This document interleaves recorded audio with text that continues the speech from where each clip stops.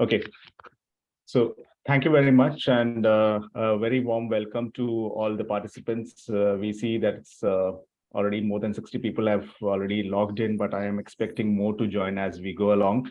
Welcome all to this, the sixth in the CEO Speak series that we have been organizing on India-Japan bilateral economic cooperation as part of the 70-year celebration between the India-Japan diplomatic relations, which is being celebrated through the year.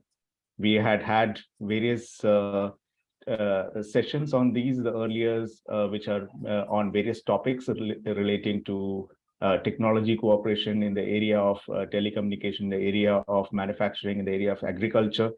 But today's one is something very special, which really talks about the future partnership, which is primarily about youth engagement, how India and Japan can have greater collaboration in the youth engagement.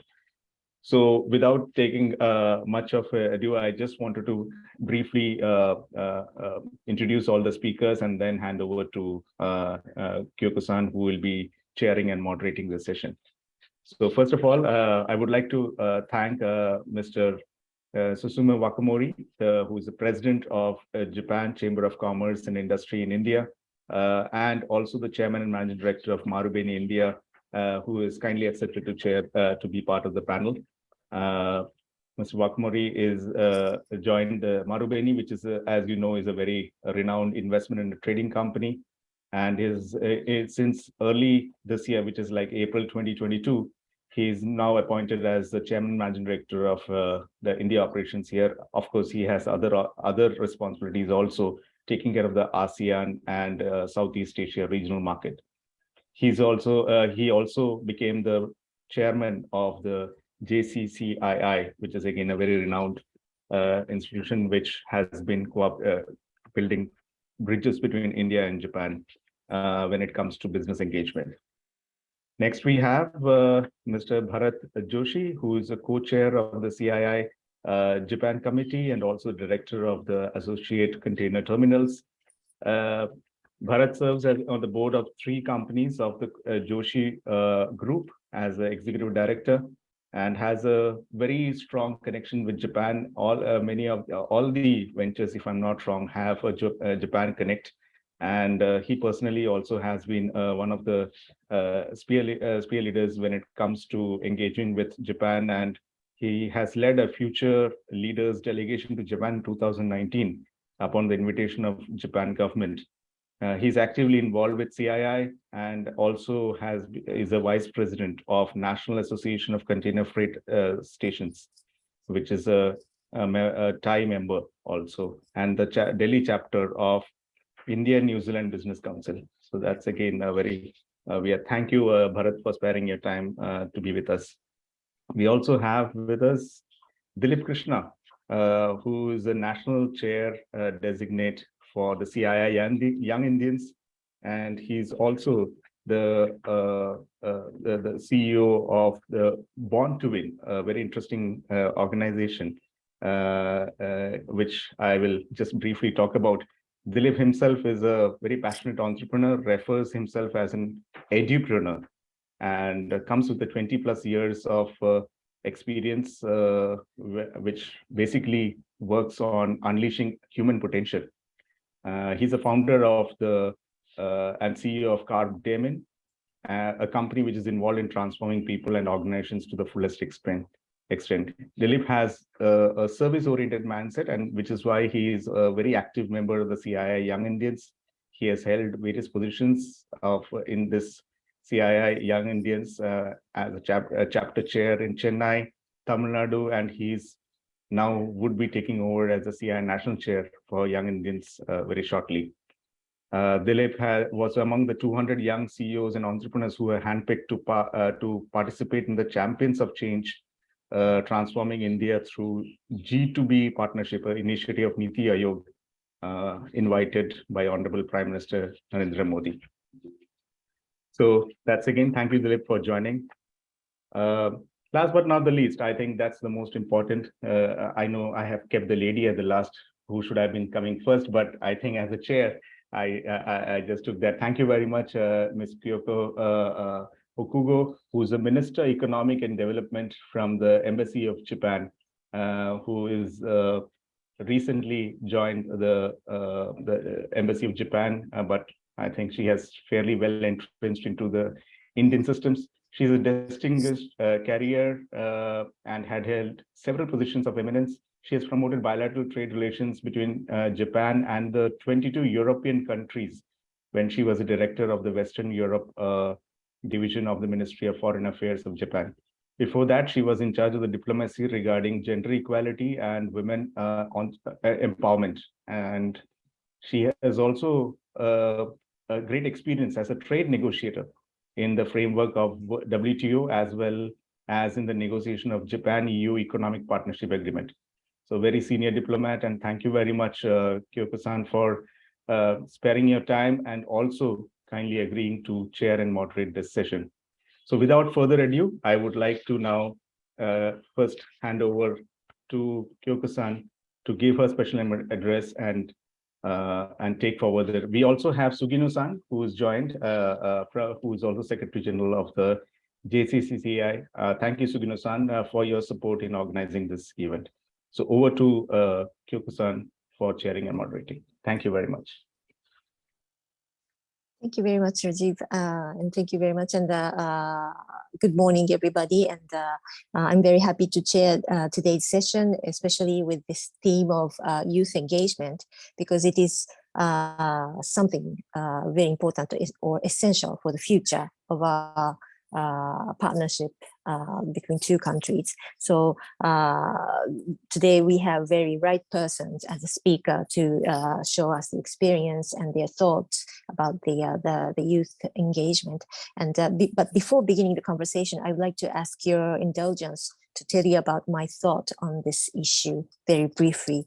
As a diplomat, I'm every day thinking and trying to make the tie between Japan and India stronger. And for that, we are contacting on a daily basis with Indian government and trying to keep our relation good to solve problems or align some policy and organizing G2G meeting, policy dialogue in many areas, or doing concrete cooperation projects.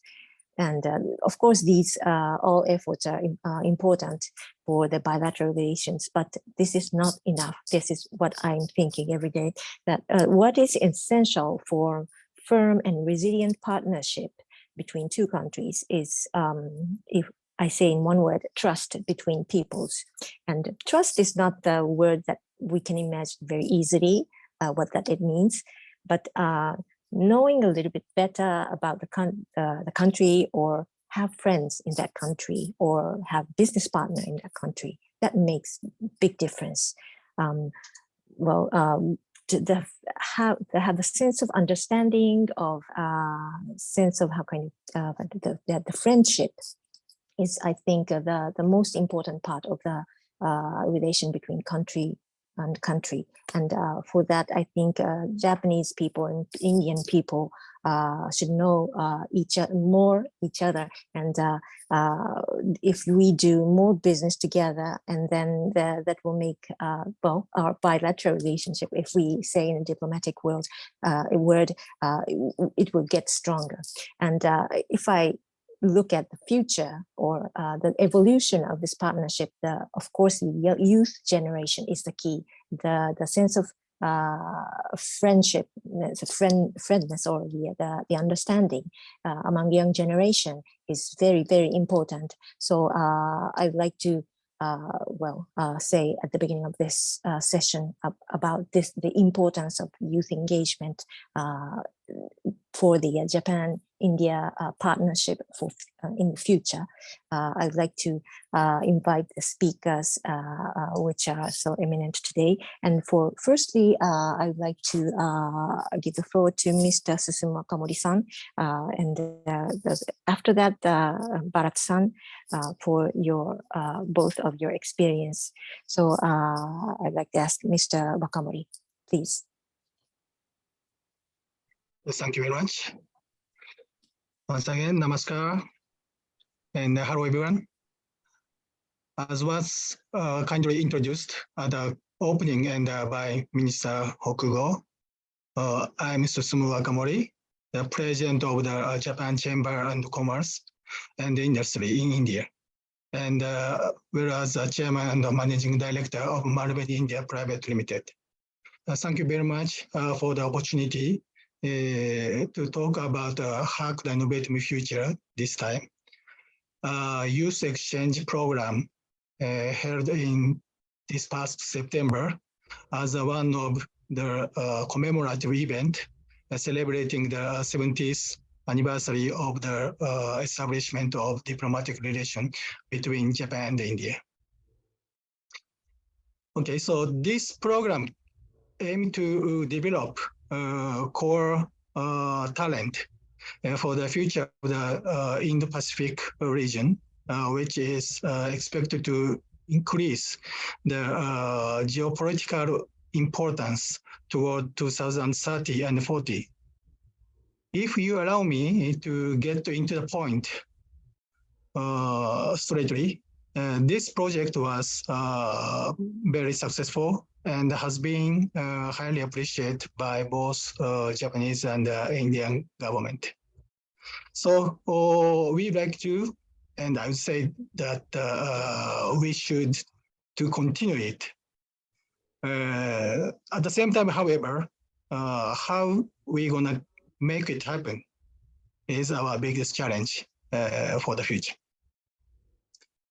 So anyhow, I'd like to give a brief explanation of the project, starting with its background. So please change the page.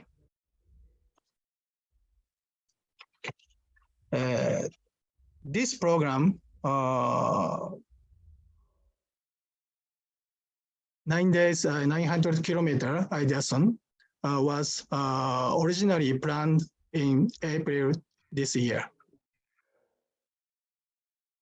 And in June, we started recruiting the participants through various websites, SNS, newspapers, and other media. By the time our application period closed in July, we had received more than 4,000 Indian candidates and 628 from Japan. So from there, finally we selected the 20 participants from Japan and India, each other. So actually, I was one of the judges of the final selection, but we all judges were deeply impressed by the passion of the applicant. So after the selection process, orientation, and followed by the press seminar were held before starting the program on September 16th.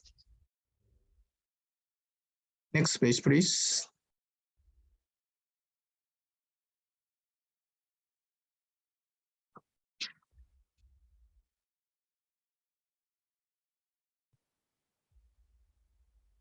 Okay, here, I'd like to introduce the outline of the program. The 900-kilometer journey will start in Delhi and end in Varanasi, where the participant will gain insight into the differences and similarities between Japan and India in terms of the history and the culture, and the use of or strengths of the both countries, and to come up with the ideas on how to solve the social issues that both countries has and they face on. By the way, these 40 participants were split into 10 teams of 4 people, consisting of the 2 men and 2 women, as well as 2 Indians and 2 Japanese. Next page, please.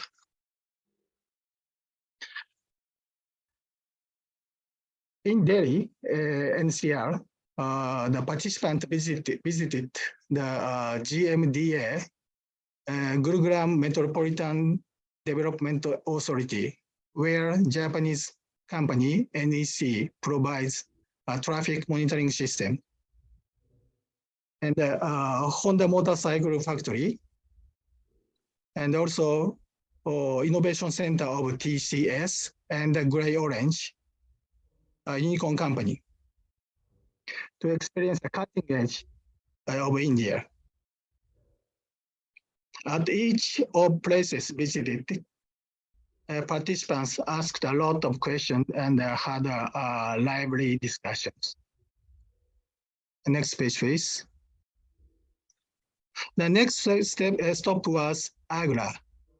In Agra, the participants visit the World Heritage Site of Taj Mahal and the Agra Fort in order to experience the history, part of history of India through their own eyes.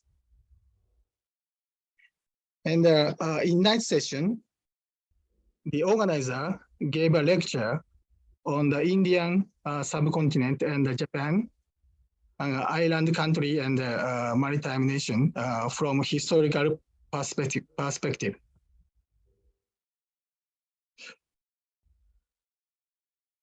Also, as India and the Pacific Ocean intersect and new enlarged Asia is taking shape, it was explained that the importance of strengthening the cooperation between the two countries, noting the geopolitical importance of each country's location at the two ends of the oceans. Next, please. Next page, please. So I'm talking about this page. And next page, please. And furthermore, before the program, each participant was given an assignment to summarize their country's history and culture. So the teams shared their findings on this occasion. Next page, please. After Agra, we visited Lucknow. There, the participants were able to compare the old and new urban areas of Lucknow, the capital of Uttar Pradesh, which is the largest state in India by population, and to get a sense of scale and the speed of development in India's regional cities. Next, please. Then they moved to Allahabad to visit the Makino School, which has been promoting organic farming based on Japanese technology since 1974. The participants learned about the significance and the difficulties of implementing organic farming with Japanese technology in poor rural Indian village, and discussed what would lead to women's empowerment of small-scale farms and a different way of development for rural communities. Next page, please. Our last stop was Varanasi. Obvious fact, the city of Hindi holy place. The venue of Ideason, the Varanasi Convention Center for International Cooperation, was built with Japanese ODA, Official Development Assistance, in response to Prime Minister Modi's proposal at the Japan-India Summit in December 2015. Back to, yes. And the theme of the Ideason was about business ideas to solve issues facing both countries, or ideas to deepen exchange between the two countries. And evaluation was made based on social significance, economic impact and a contribution to the development of bilateral relations. Next page, please. The result is shown on this slide. The winning idea was digital matching service and connecting Indian digital talent and the Japanese companies, which was designed to connect the depleted digital talent in Japan with substantial digital talent in India that is not utilize their skills, while also resolving the issues such as adapting to the Japanese culture and the languages. And second place went to the idea of timely hospital matching transport service for Indian emergency patient, inspired by Japanese emergency medical services. And third place was the idea of the Indian small-scale farmer incorporated business. Next page, please. So each team tackled social issues such as environment, agriculture, healthcare, garbage, recycling, food shortage, and so on. And which they saw and felt throughout the 900-kilometer journey. Of course, with the support of the advisors, such as university professors, Japanese Indian entrepreneurs, as well as some mentors sent from the secretariat companies.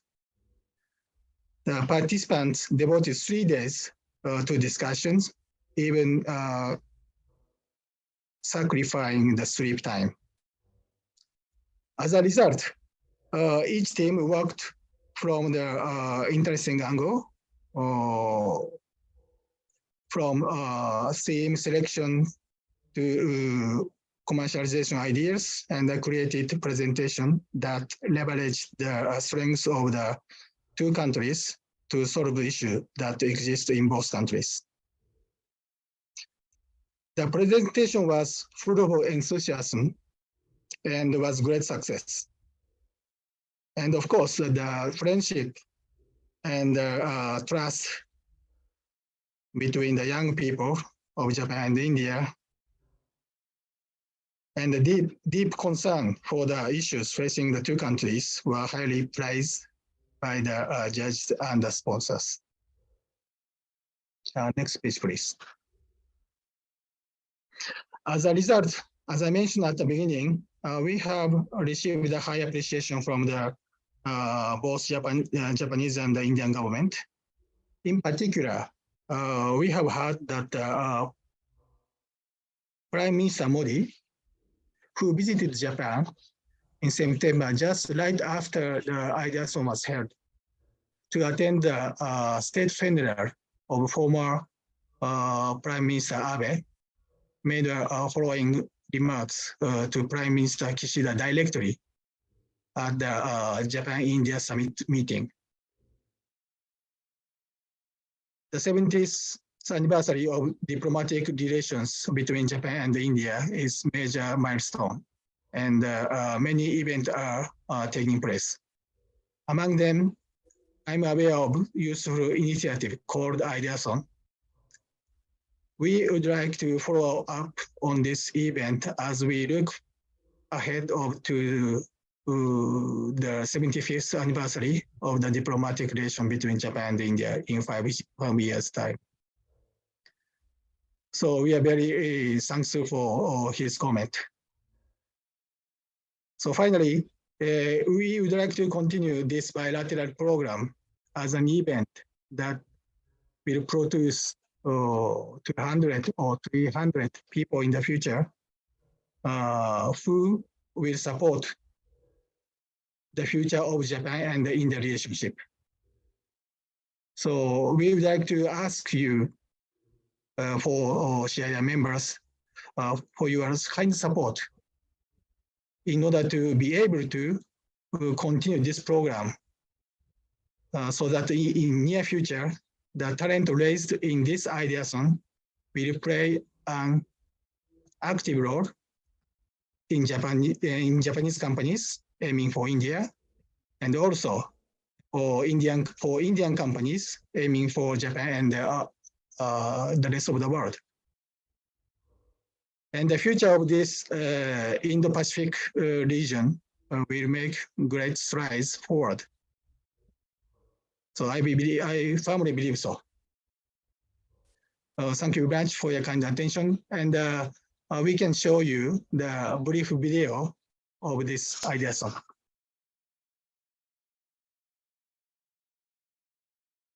Sugino-san, please.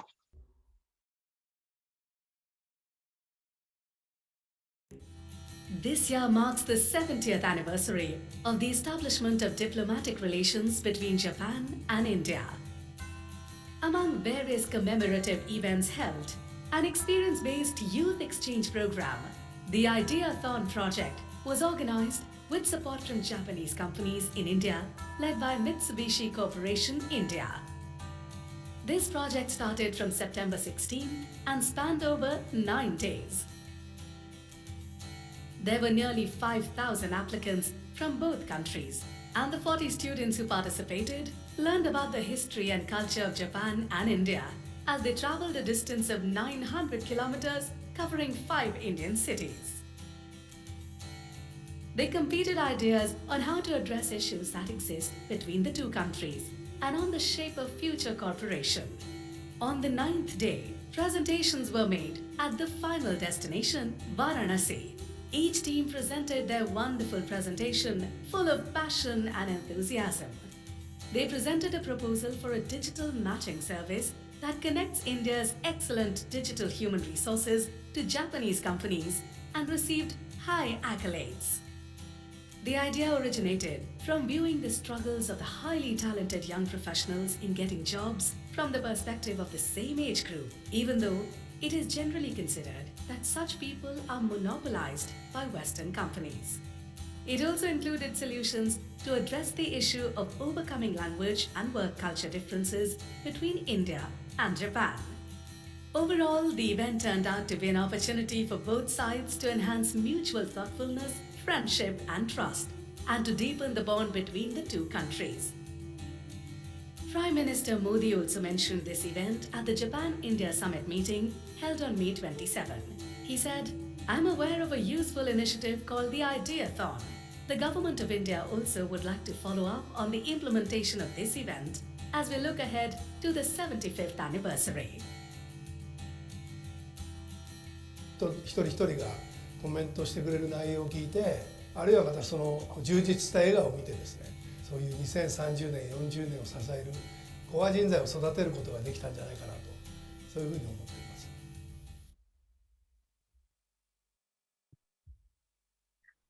Okay, so I hope that all of you could have some image of this program.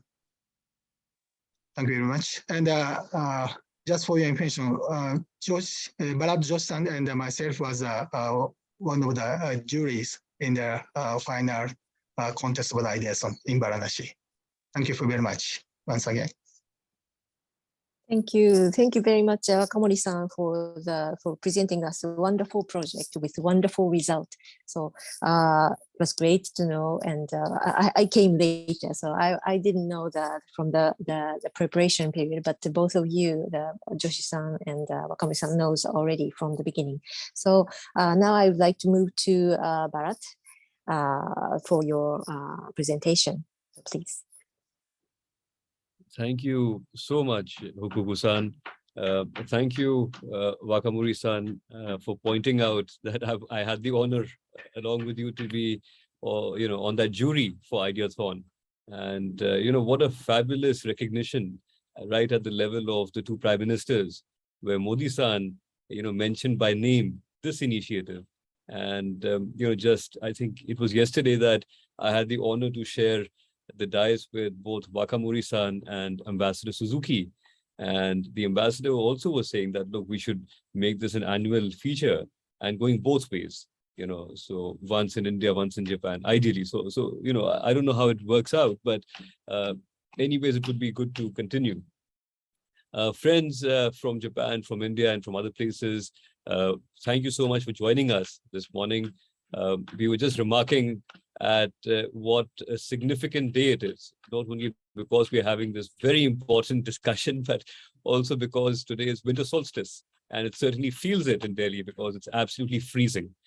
I cannot name absolutely everybody I see here, but of course, Sugino-san, you're here, so thank you so much for your support in all things.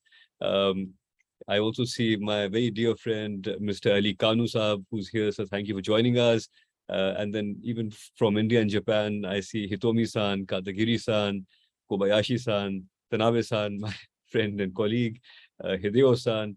So thank you all for being here. Arigatou gozaimasu. And this week has been just so active and so, absolutely fertile with a multitude of activities across sector between India and Japan. On Sunday, we witnessed a very important and I thought a very illuminating cultural activity where we witnessed from Japan this Yabusame performance. So the horseback archery, and the performers who flew down from Japan were practitioners for 32 generations. So the same family, so, and it is something, which in India, we feel very proud about, long legacy and long family businesses and all that. But all of that seems embarrassingly short when I look at a legacy and a continuity of 32 generations. And then I had the honor of, hearing the views of Hokugo-san on Monday at the India Today conclave, which was televised, and it was also the conclave which was opened by a very illuminating speech from our foreign minister, the EAM, Dr. Jaishankar. And then yesterday, another event, and today is this and so on. So, this is, I think, in some ways, the perfect way to tee up today's conversation.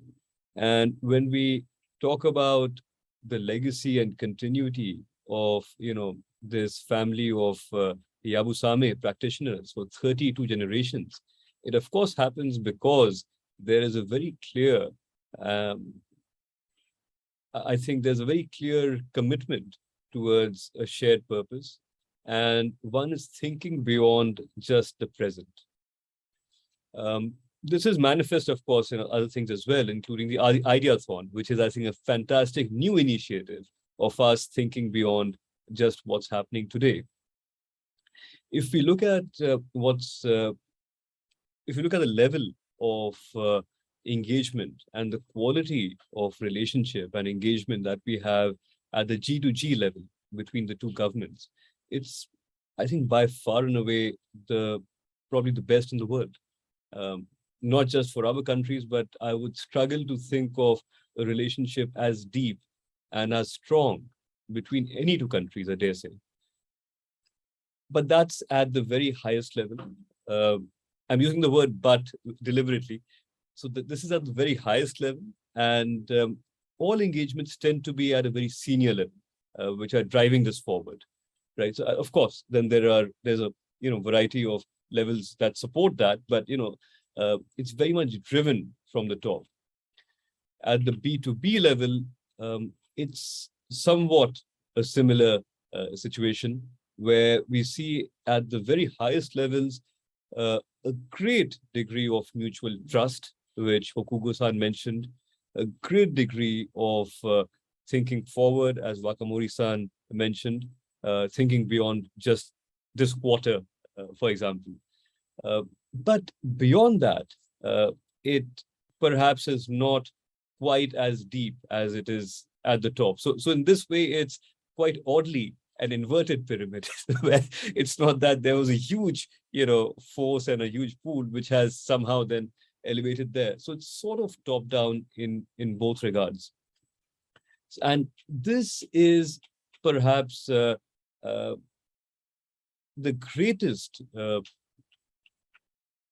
jab in the ribs, really, the greatest reason that youth engagement is very, very keenly required, and the need felt on both sides. For businesses, we are very honored to be in partnerships and alliances with 3 respected Japanese organizations. And we find that at the very top, again, the experience is the same. It's absolutely excellent. The answer is yes before we ask the question. It's always green lights. Everything is fabulous. But we just need a greater coalition of constituents at all levels, just to keep ensuring that the very best ideas and initiatives and the champions of these ideas are not always at the top. And a little bit unlike India, as all of you know much better than I, the Japanese structure is, of course, hierarchical. That's like India. But unlike India, it's driven by consensus.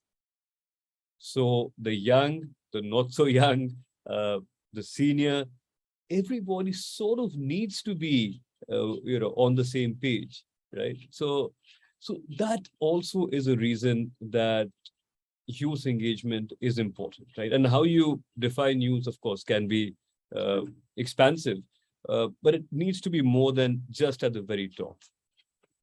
So that's one. In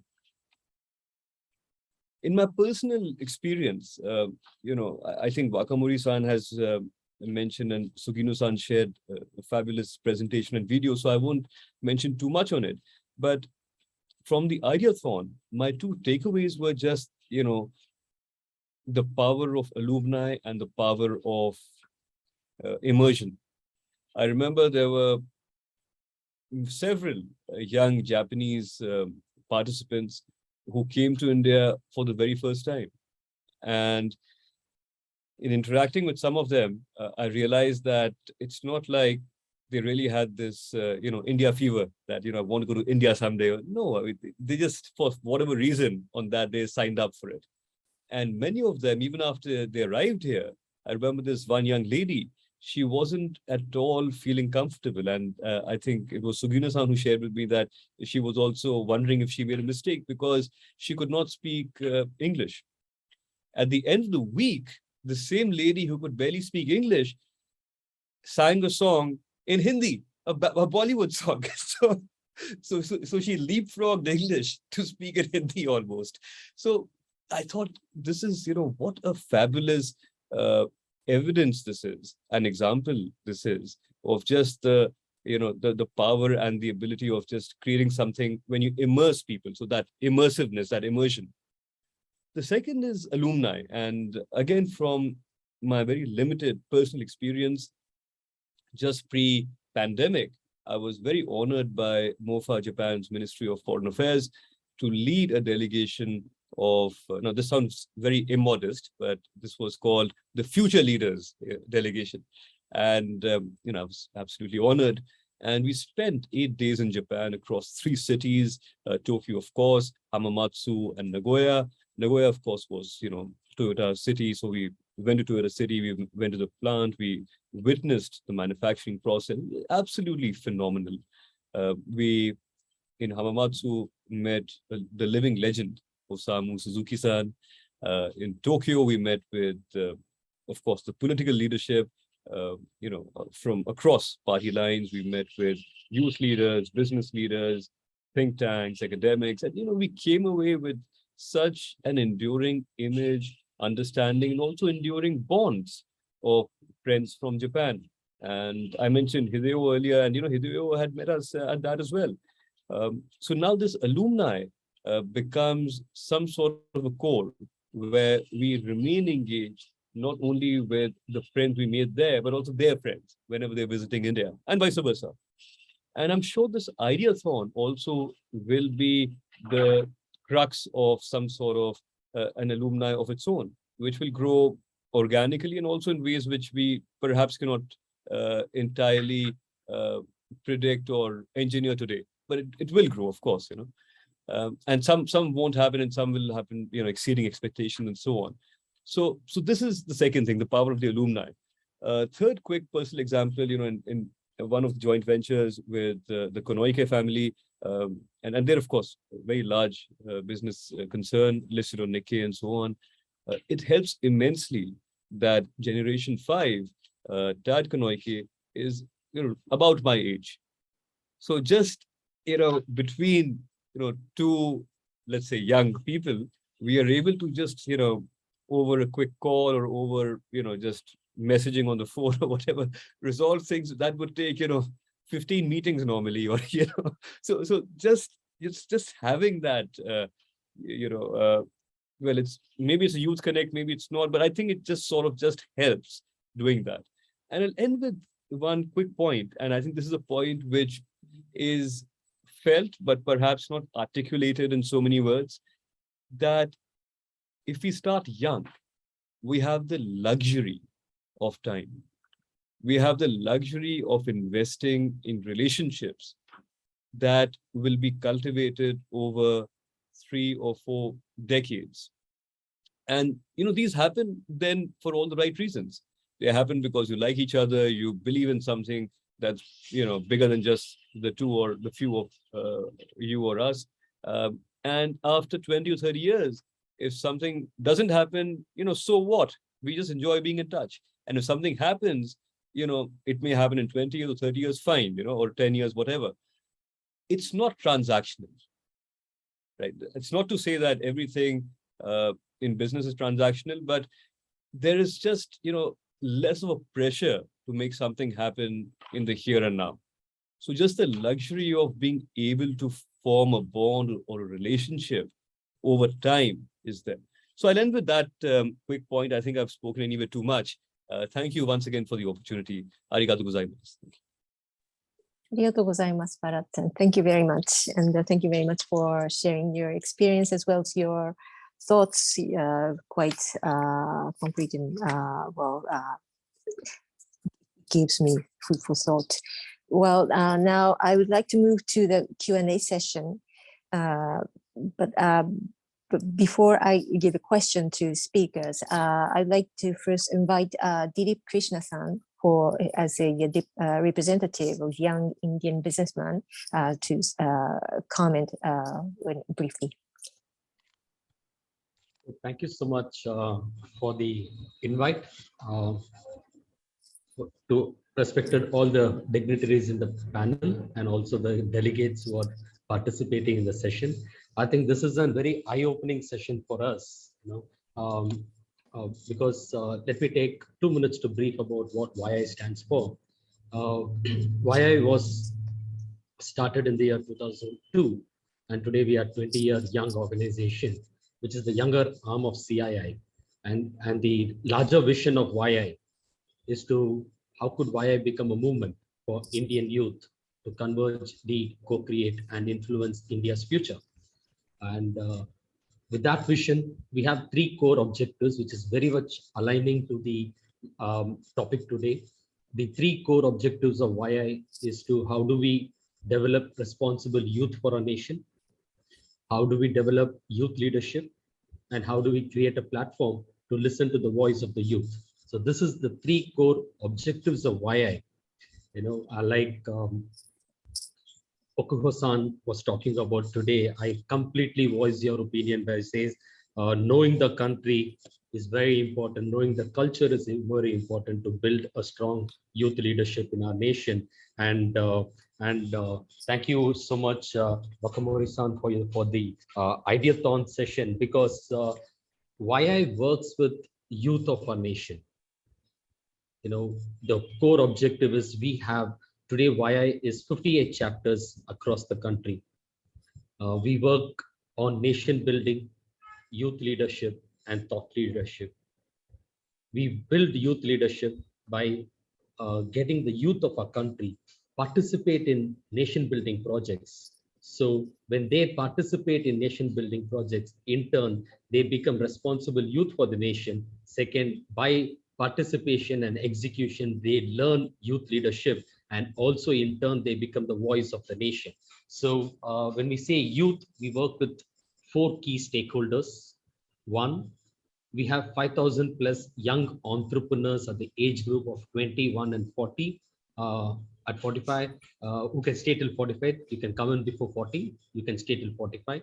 So we have 5,000 young youth who are entrepreneurs and professionals across the country who are our primary members. The second key stakeholder is Yuva. We work with college students. We have 1 lakh plus college students under our umbrella. Third, stakeholder is Talar. Talar means bud. So we work with school children. We have 10 lakh school children under our portfolio. And we have also adopted 187 villages. So where we work with the youth in the rural community, rural areas of India in terms of, so these are the 4 key stakeholders where we work with. So knowing, learning from today, the conversation with Mr. Bharat-san, your Wakamori-san, and with Hokugo-san, I see a huge amount of partnership which can happen with YI. Yeah, because we have the youth across the country. Developing youth leadership is one of our key portfolios. So that is when you do an ideathon, when you have a vision to take it to 100 people, YI can be a huge partner in that space. The second is that, which I want to leave a thought, is that YI is also the founding member of G20 YEA, Young Entrepreneurship Alliance. So this year we are extremely proud that we received the baton from Germany on the 27th and 28th of October, and we are doing a G20 YEA in India in the second week of July. The dates would be confirmed in a week time. It should be somewhere between 13th and 15th of July, where we are expecting around 600 international delegates and also 200 plus Indian delegates to participate in this G20 YEA Alliance. To make it much more meaningful, we are also planning bilaterals. We have planned bilaterals with Mexico. We have planned a bilateral with Saudi Arabia, with South Africa and Brazil. The basic objective of the bilateral is getting to know what the youth of those countries are looking forward in India in terms of how can they partner, how can they develop their business. So that is something we would also like to explore if we can do a bilateral with Japan in terms of understanding the youth of what the youth of Japan is looking forward to when they come to India, and so that we could have a very meaningful G20 YEA happening this year. So with that note, I think thank you so much for the opportunity. It was a brilliant opportunity, and we look forward to, we would love to join hands in making this a meaningful journey together. Thank you so much. Thank you, Dilip. Thank you very much for sharing us what you are doing, your activities, and your plan next year as G20 YEA. There must be a good, very a wonderful opportunity to connect with the youth with other countries as well. So, there are already some venues for the cooperation between young peoples. So that's good. And then, I'd like to give question to the speakers. The first one is, I don't know how much time left for us. So maybe one essential question is that how to let young talented people be interested in exchange between India and Japan. There are already good initiatives, but we have to find those people who are really interested in be involved in that kind of initiative. So if you have any idea, please tell us your idea. Maybe I go from Mr. Wakamori. Yes, thank you very much, Mr. Hokugo. I think that it is important to draw the attention of people first. And I think that to do for that, we have to introduce each country's the good point and bad point respectively. For example, from Japanese side, we have to know about India, not only Indian culture and history, but also latest trend. We have to know about not only Indian social issues, but also some advanced side of India, strong point and attraction of India has. because usually we Japanese have a unconscious bias to other countries, not only for India, but also other countries. So what I'm saying to you now is because I was one of those Japanese people before coming to India. So to draw the attention from people in Japan, we have to translate the reality of the India, what's going on now, good side and the bad side. So to do so, we can increase the people who are interested in India.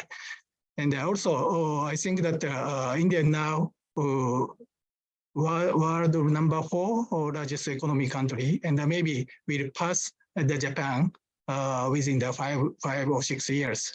So that kind of things, maybe most of Japanese doesn't know or doesn't recognize. So once again, the transfer or translate the real information to Japanese people is very important. And that is a key to increase the people's attention and the interest. Thank you.